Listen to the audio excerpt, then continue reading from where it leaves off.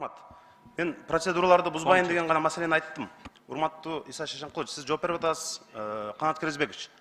Айрым мурда кандидаттыгы өткөн талапкерлер бүгүн келип алып, өздөрү кайра курамга кирбей калган ушул жерден угуп атпайбы?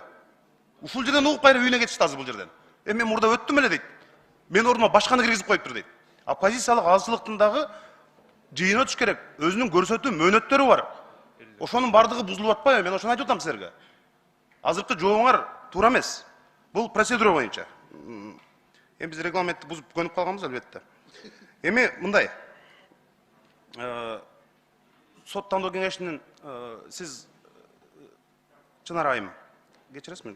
Фамилияңызды эстей албай калдым. Баарыңар эле жооп берип койсоңор, бизде азыр Кыргызстанда сот системасы, соттор көз карандыбы же көз каранды эмеспи? Кыска бир сөйлөмдөн жооп бергилечи. Бийликтен көз карандыбы же көз карандысызбы?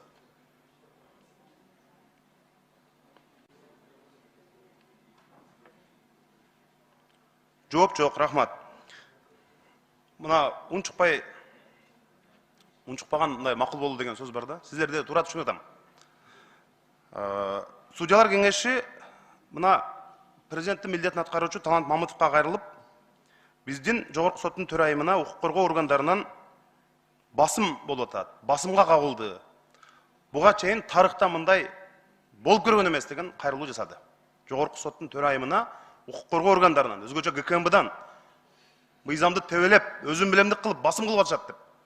Ошого кандай жооп бересиңер силер? Макулсуңарбы? Сотторду силер тандайсыңар деп, сот системасынын өзөгүн, каймактарын, адилеттүү адамдарды силер тандашыңар керек да. Ушуга пикириңер барбы?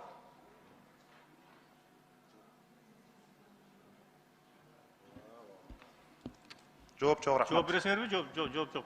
Рахмат. Эми менде башка суроо жок, рахмат.